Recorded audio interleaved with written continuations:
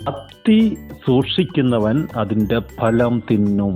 യജമാനനെ സൂക്ഷിക്കുന്നവൻ അതിന്റെ ഫലം അനുഭവിക്കും. അത്തി എന്നുള്ള വൃക്ഷം തന്നെ ഉപയോഗിക്കാൻ കാര്യം എന്താ? വൃക്ഷം ഏത് വായിക്കൊള്ളട്ടെ, അതിനെ സൂക്ഷിക്കുന്നവൻ അതിന്റെ ഫലം തിന്നും. പക്ഷെ യജമാനനോടുള്ള ബന്ധത്തിൽ അത്തി തന്നെ പറയാൻ കാര്യം. അത്തി യഹൂദനെ കുറിക്കുന്നു, പ്രമാണത്തെ കുറിക്കുന്നു. അപ്പോൾ ഒരു യജമാനൻ ഒരു ഫ്രണ്ടല്ല.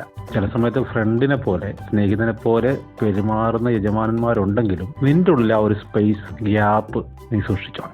അധിപതിയോടുകൂടെ ഭക്ഷണത്തിനിരിക്കുമ്പോൾ നീ ഭോജനപ്രിയനാണെങ്കിൽ നിന്റെ തൊണ്ടയ്ക്കൊരു കത്തി വെച്ച് കൊള്ളുക.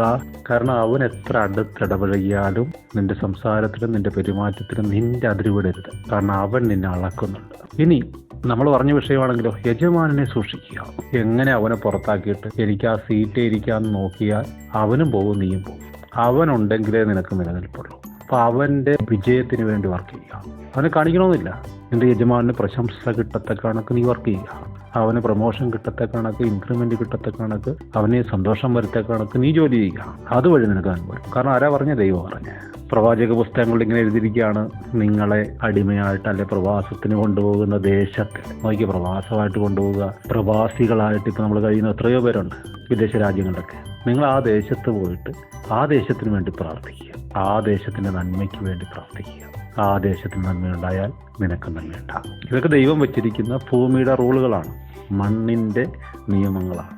അത് പാലിക്കുക. ദൈവം അനുഗ്രഹിക്കും.